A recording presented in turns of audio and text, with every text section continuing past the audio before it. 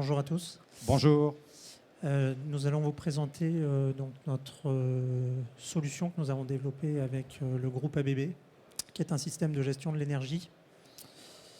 Donc, je suis Jean-Maurice Gimet de la société Dynamics. Je suis responsable d'exploitation maintenance au sein d'Dynamics, qui est une filiale du groupe EDF, qui fournit des solutions clés en main à nos clients sur la production et la distribution d'hydrogène. Et essentiellement donc, dans le domaine de la mobilité et de l'industrie. Et pour ce faire, on investit dans les projets qu'on construit et qu'on exploite et qu'on maintient au sein du groupe. Et je suis accompagné de Guillaume Dussault, donc d'ABB, avec qui nous avons signé un partenariat récemment dans le cadre du développement de cet outil de gestion de l'énergie, et pas uniquement. Oui, donc Guillaume Dussault, bonjour. Je travaille pour la division énergie-industrie. ABB est très engagé avec des technologies innovantes sur tous les sujets de l'hydrogène, que ce soit la production, les gigafactories avec la robotique et aussi l'électrification des piles à combustible. Et ce projet était très important pour passer à la grandeur de production d'un site pour les modèles d'électrolyseurs. Donc ce projet s'inscrit dans les objectifs suivants. Donc on est dans un contexte aujourd'hui où le coût de l'électricité augmente. Il représente un fort pourcentage en fait, du coût de l'hydrogène. Donc on avait besoin d'avoir un outil pour nos projets mobilité industrie qui permet de maîtriser ce coût de fourniture en électricité. On est dans un contexte où Dynamics a démarré avec des contrats de fourniture d'électricité et des garanties d'origine. Mais on est en train de se diriger davantage vers des PPA qui demandent un suivi beaucoup plus fin et un pilotage plus fin aujourd'hui du coup de l'énergie qu'on utilise, de l'équilibre qu'on fait entre production et consommation sur nos sites, et donner du coup les éléments à l'agrégateur avec lequel on travaille pour piloter au mieux ce contrat PPA et obtenir des prix les plus performants de l'électricité. On doit répondre à plusieurs règles. Aujourd'hui à Dynamics, on fait des projets en France, en Allemagne et en Angleterre, où les règles sont différentes. On a entre autres un challenge pour répondre au LCHS, qui est une contrainte réglementaire en Angleterre sur le niveau d'émission de l'électricité consommée en fait, par nos sites.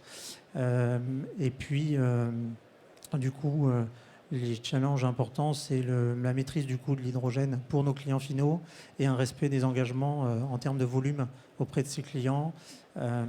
Du coup, les objectifs du projet étaient entre autres de développer un projet avec ABB en partant donc d'un produit existant qui est Optimax et en l'adaptant aux besoins de l'hydrogène pour répondre à nos besoins d'Energy Management System. Valider le fonctionnement d'Optimax sur un site aujourd'hui en fonctionnement, qui est notre site d'Auxerre. Et le projet aujourd'hui est en bonne voie car le MS tourne depuis novembre, il est en fonctionnement. Et anticiper des besoins dans la fourniture d'hydrogène aux industriels. On est sur des durées plus longues avec des projets qui arrivent en 2025-26. Donc c'était important pour nous de nous préparer à avoir un outil qui répond parfaitement à ces attentes.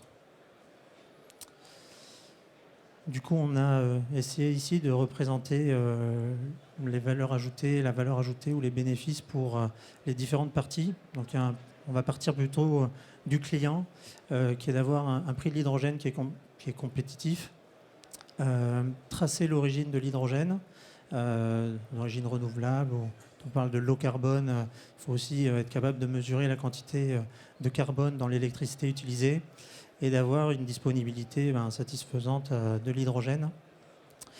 Pour la société de projet, donc, qui est propriétaire de l'actif de production, réduire le coût de production de l'hydrogène par la maîtrise de l'électricité, mais pas seulement. Limiter du coup l'exposition au marché, entre autres on parlait de la gestion des PPA et de l'exposition à l'équilibre production-consommation qu'on doit garantir vis-à-vis du gestionnaire du réseau. Générer, alors aujourd'hui on le note mais on ne le fait pas encore, mais l'outil peut aujourd'hui permettre de générer des revenus complémentaires sur du service système et sur le trading de l'électricité. Par contre, ça, on travaille sur ce sujet-là pour donner en fait tous les outils à l'agrégateur qui nous accompagne pour valoriser au mieux en fait l'énergie qu'on ne va pas utiliser au travers de nos actifs, donc la remettre sur le marché pour nous proposer un meilleur prix de l'hydrogène, enfin de l'électricité, au final de l'hydrogène, et puis produire un hydrogène d'origine renouvelable. Et enfin, pour nous, à Inamix, en tant qu'exploitant mainteneur, qui utilisons ce produit sur les projets en cours d'exploitation, c'est disposer d'une plateforme sur laquelle on intègre un ensemble d'actifs, sur lequel, du coup, l'EMS en fait, apporte une optimisation sur l'ensemble des actifs qu'il supervise et une optimisation des profils de fonctionnement de manière régulière. Donc avec une prédiction à J+1, voire jusqu'à 7 jours. Aujourd'hui, on est plutôt sur un fonctionnement à J+1. Une gestion du profil d'hydrogène avec un profil de l'électricité, du coup, qui est édité la veille pour le lendemain, et puis qui, en fonctionnement intrajournalier, est optimisé toutes les 15 minutes. Ça, c'est plutôt pour le marché allemand, mais on ira plutôt vers des optimisations à 30 minutes pour nos projets en France. Intégrer les plans de maintenance, la disponibilité des ouvrages, pas seulement des nôtres, pas seulement de la production d'hydrogène, aussi les ouvrages de nos clients. Ça peut avoir un impact pour nous de savoir qu'ils sont indisponibles ou qu'ils auront une consommation moindre. Donc il faut qu'on soit capable de réagir et d'envoyer des signaux très rapidement pour diminuer nos besoins en électricité et assurer cette balance et l'équilibre entre production et consommation. Et puis du coup, j'en parlais avec le LCHS, être capable de tracer les émissions de CO2 liées à nos sites, à l'électricité utilisée, et du coup disposer d'un reporting qui montre à l'ensemble des acteurs, la société de projet et les clients finaux, quelle est la réelle plus-value et l'optimisation apportée par l'EMS par rapport à des scénarios de référence. Alors pour illustrer le fonctionnement, vu qu'on ne va pas pouvoir vous montrer l'EMS dans le détail, je vais reprendre en fait indirectement le slide précédent où on retrouve à droite en fait le client qui remonte la veille pour le lendemain l'ensemble de ses besoins en termes de volume qui sont intégrés dans l'EMS, la disponibilité de ses actifs. Nous, on fait de même en tant qu'exploitant mainteneur avec la disponibilité de l'actif hydrogène. Donc ça génère en fait un profil de charge et un profil de consommation d'hydrogène qui est traduit par l'EMS sous la forme d'une courbe de besoins en électricité qu'on va du coup remonter. Alors on pourrait faire le travail nous-mêmes, mais on va plutôt le remonter vers un agrégateur qui a les compétences métiers et qui lui va pouvoir décider par rapport au PPA en place, est-ce qu'il est suffisant, est-ce que je dois aller chercher des besoins complémentaires sur le réseau, et du coup établir un profil de fonctionnement qui est renvoyé, ou en tout cas qui est envoyé à l'Energy Management System et qui ensuite est appliqué directement à l'électrolyseur, tout en contrôlant les niveaux dans les stockages, les volumes ou les débits qu'on doit fournir aux clients. Et donc cette boucle, une fois qu'elle est terminée, que le profil est édité à J+1, on est sur un fonctionnement intrajournalier où on contrôle, comme je vous l'ai dit, toutes les 15 minutes, les paramètres qui sont actualisés, qui peuvent recalibrer les pentes, les points de fonctionnement de l'électrolyseur en temps réel et qui enregistrent, pour nous c'est un point clé, qui enregistre toutes les données pour ensuite être capable de revenir vers les gestionnaires de réseau avec l'équilibre entre ce qui était prévu et ce qui a réellement été consommé et éventuellement pour que l'agrégateur puisse gérer ces déséquilibres en cours de route pour être le moins exposé au risque de marché. Voilà, je vais laisser la main à Guillaume sur les fonctionnalités de l'EMS. Oui, alors là, vous voyez déjà une vue du site d'Auxerre avec l'alimentation électrique de l'électrolyseur jusqu'au stockage, je dirais, aux consommateurs d'hydrogène. Vous avez 3 fonctions essentielles d'Optimax qui sont utilisées. Il y a l'optimisation prédictive de la production, qui peut se faire jusqu'à 7 jours en amont, voire plus longtemps en amont, donc en utilisant des données importées ou des données je dirais, liées à la demande d'hydrogène. Donc on peut faire cette optimisation prédictive de la production longtemps à l'avance. Ensuite, il y a la deuxième fonctionnalité, c'est les opérations temps réel. Là, c'est vraiment un rafraîchissement à la minute. L'EMS dialogue avec le contrôle système, peut descendre des consignes et aussi gérer des imprévus et des événements sur les électrolyseurs et réorganiser la production en fonction. Et le troisième point important, c'est tout ce qui est monitoring, reporting, on y reviendra un petit peu plus tard.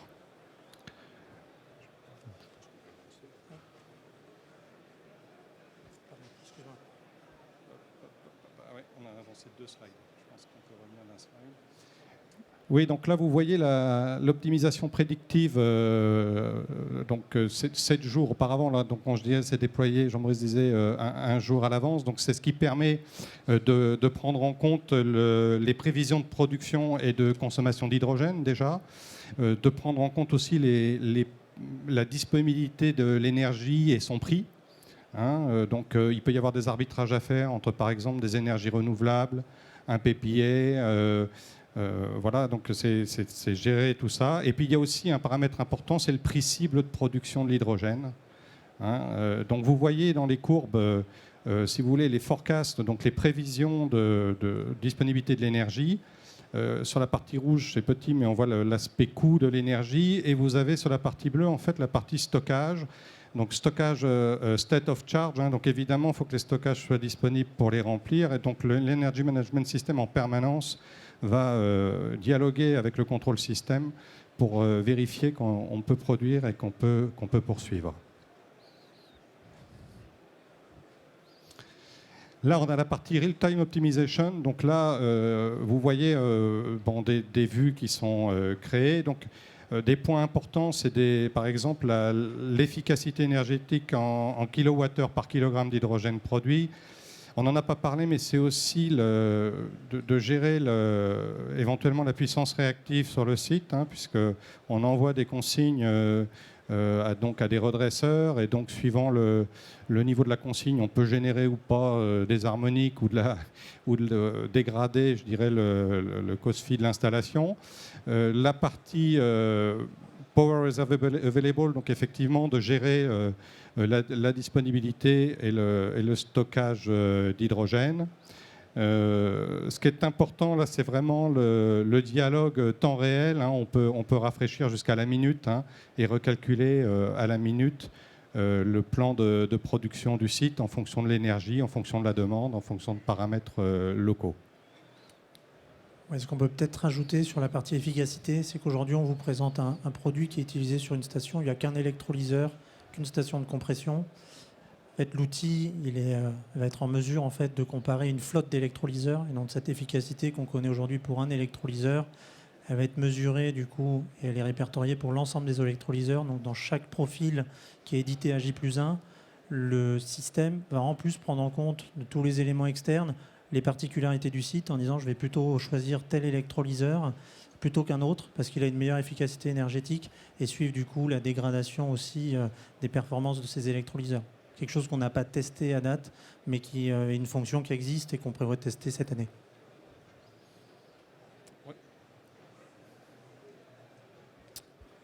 Oui, du coup la partie monitoring et reporting, elle est très importante. Alors, côté exploitation maintenance, je passerai sur nos autres outils en fonctionnement. Mais aujourd'hui, le reporting, c'est un point clé vis-à-vis de nos clients sur nos engagements de performance, nos engagements contractuels. Donc, il fallait que l'outil soit capable de proposer ces notions de rapport automatisé avec un ensemble de paramètres. On en a parlé, d'être capable de démontrer qu'on a fourni les volumes attendus, à quel prix, etc. D'être capable aussi de mettre en avant la valeur ajoutée de l'EMS pour le client, pour la SPV. Donc aujourd'hui, Optimax, ça n'a pas été dit, mais ça va bientôt arriver. C'est une solution qui ne fait pas que EMS, elle est capable d'aller beaucoup plus loin. Nous, on a un peu réduit le produit à cette utilisation. Donc les fonctionnalités qui existaient de reporting, on va s'en servir, pas dans le cadre d'un SCADA de niveau 3, mais vraiment adapté à l'EMS. Et on a un premier template existant, mais qui va sûrement évoluer avec les attentes clients, en particulier, je pense, à l'industrie, où il y aura des attentes différentes que la mobilité.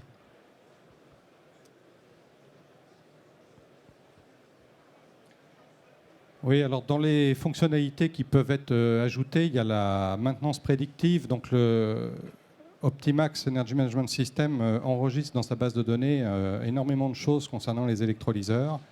Donc il y a une phase d'apprentissage au fur et à mesure que le site produit. Et donc l'idée, c'est ensuite d'ajouter des précurseurs pour définir des plans d'action de maintenance prédictive par rapport aux électrolyseurs eux-mêmes et de bien gérer le life cycle, le cycle de vie des stacks de l'électrolyseur. L'outil est aussi ouvert, donc on peut développer des applications en Python. On peut importer des modèles aussi, je ne l'ai pas dit, hein, dans Modelica. En fait, c'est vraiment un des objectifs, c'est d'améliorer les outils de maintenance prédictive par l'EMS. Ensuite, il y a la partie simulation. L'outil peut fonctionner donc, dans le cloud ou en edge ou les deux.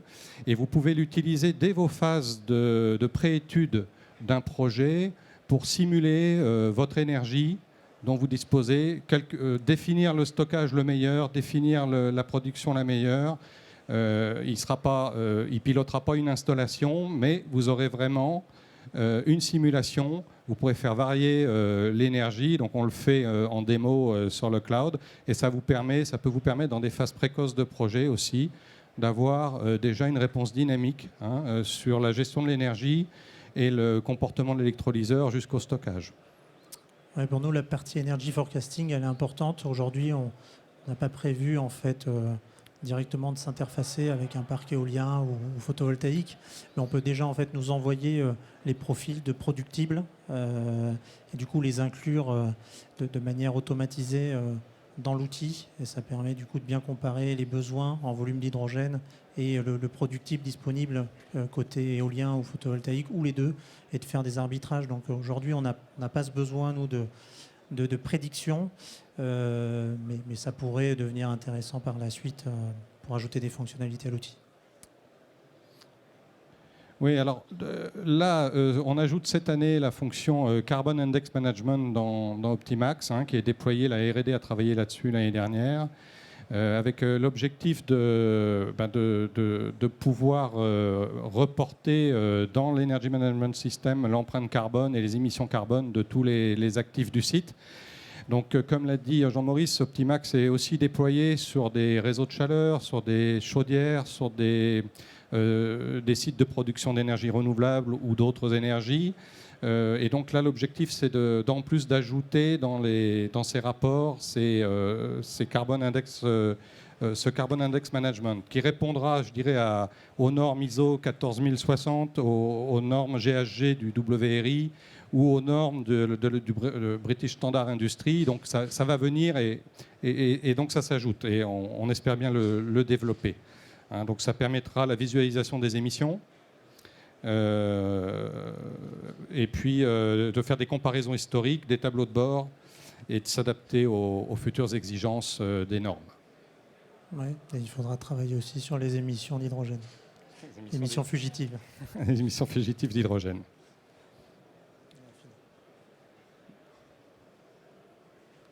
Merci à tous.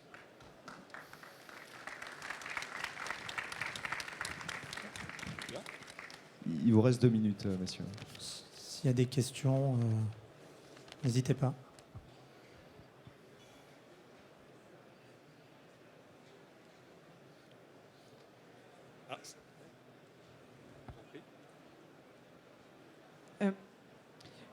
De quelles données d'entrée vous avez besoin pour faire fonctionner le modèle? Les caractéristiques des électrolyseurs Aujourd'hui, dans les données d'entrée, en fait, on a en fait toutes les données qui remontent. On est interfacé avec le site, donc toutes les données de fonctionnement de l'électrolyseur, on les a, que ce soit niveau de tension, courant, puissance, etc. Donc on a essentiellement besoin d'avoir un retour sur la puissance active, réactive de l'électrolyseur, d'avoir la capacité d'écrire des commandes pour envoyer les consignes de point de fonctionnement ou de mise à l'arrêt ou de démarrage de l'électrolyseur. Et après, si on rentre un peu plus dans le détail, sur le site d'Auxerre, pour respecter les engagements clients, on a besoin aussi de connaître les niveaux d'hydrogène dans les stockages. On ne regarde pas, et c'est volontaire, vous l'avez vu, il n'y avait pas de compresseur ici. On ne le regarde pas parce qu'il fonctionne de manière complètement automatisée. Donc ce qu'on vient regarder, nous, c'est plutôt s'assurer qu'on a les bons niveaux d'hydrogène dans les stockages pour répondre à la demande client, qui est une demande X aujourd'hui et qui va évoluer avec les usages qui arriveront dans les années à venir. Donc on peut venir modifier ces paramètres. Tout ce qui est lié à l'efficacité énergétique, je vais vous dire, si le fabricant vous le fournit, très bien, vous l'implémentez dans le système. Si vous ne l'avez pas, vous pouvez en fait faire différents points de fonctionnement et retrouver cette efficacité énergétique. Et après, la rentrer manuellement dans l'outil. Et après, ça va être des paramètres plutôt le jour J, hein, et pour anticiper les besoins à venir. Du coup, là, vous avez plusieurs options. Soit on automatise ce dont je parlais, les besoins en hydrogène, etc. Et soit on passe sur le module d'Optimax, où on peut venir saisir des profils de fonctionnement où vous définissez sur des pas 15 minutes, 30 minutes. J'aurai besoin de tant d'hydrogène, etc. Et vous faites un chronogramme en fait, de vos besoins en volume. Et en face, on peut très bien pareil, intégrer du coup le productible de l'actif d'origine renouvelable ou décider de le rentrer manuellement. Aujourd'hui, on le rentre manuellement pour faire des tests. Mais à terme, l'objectif, dès qu'un PPA est en place, c'est de recevoir ces données et qu'on n'ait pas d'action manuelle à faire. Voilà.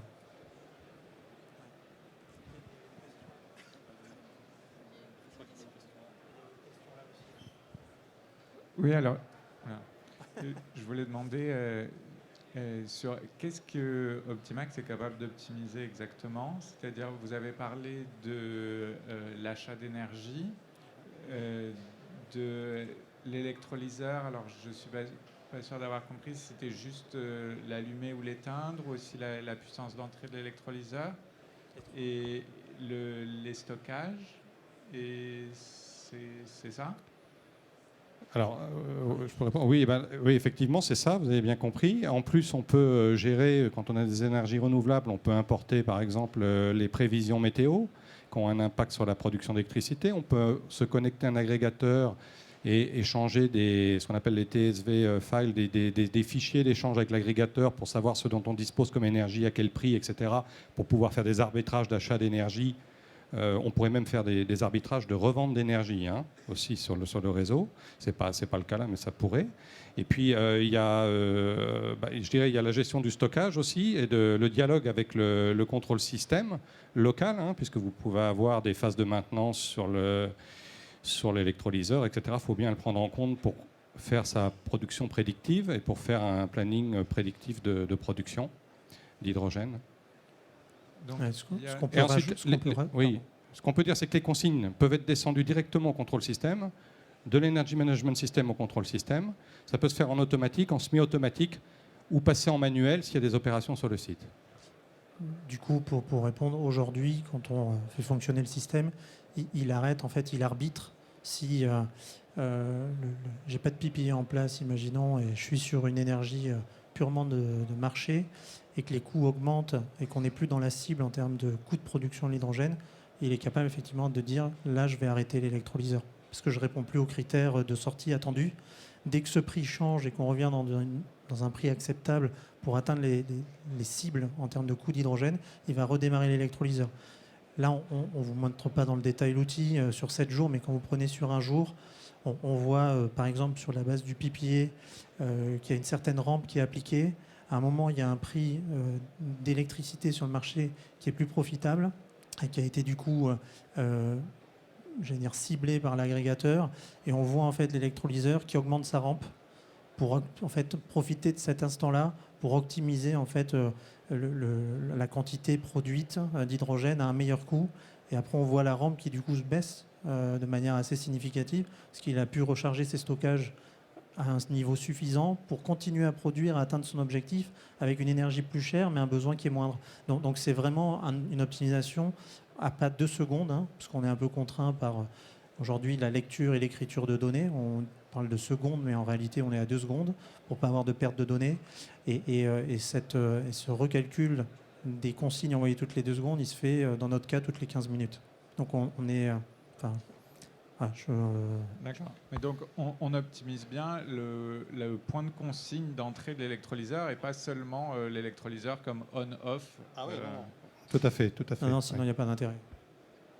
On se sert vraiment de la flexibilité de l'électrolyseur et du coup, dans sa flexibilité aussi, de l'efficacité de l'électrolyseur qui varie en fonction du point de fonctionnement. Et là, ça peut avoir tout son sens de mettre un point de fonctionnement de 60% de la puissance nominale plutôt que 100% de la puissance nominale pour optimiser la quantité en fait, d'électricité utilisée tout en atteignant l'objectif attendu. Très bien. Et il est capable de prendre en compte les caractéristiques de l'électrolyseur pour savoir s'il ne peut pas fonctionner en dessous d'un certain point ou... Oui, tout à fait. Oui. Aujourd'hui, ça c'est ce qu'on fixe du coup avec ABB dès le départ. En entrée de base, on fixe justement la plage de fonctionnement avec l'efficacité énergétique annoncée de l'électrolyseur. Et nous, avec les données qui ne sont pas acquises forcément par Optimax, mais par d'autres outils, on retrace en fait cette efficacité énergétique par rapport aux valeurs réellement mesurées pour coller le plus à la réalité, pour que notre modèle il soit le plus précis. Et puis, le modèle, tu en as parlé. Aujourd'hui, on utilise des modèles assez standards pour faire ces optimisations et du coup optimiser le coût de l'énergie et de l'hydrogène. Mais les modèles, ils vont évoluer avec nos collègues de la R&D. Donc, ABB nous laisse la possibilité, nous, de mettre de nouveaux modèles plus fins pour encore être plus précis et optimiser davantage les coûts de l'énergie. Merci. Une dernière question sur la... Ah oui, mais il veut pas. Non, il ne va pas. Désolé, on nous dit qu'il n'y a plus de temps. N'hésitez pas à venir sur le stand, soit Inamix, soit ABB, et on vous répond. Voilà. Merci beaucoup.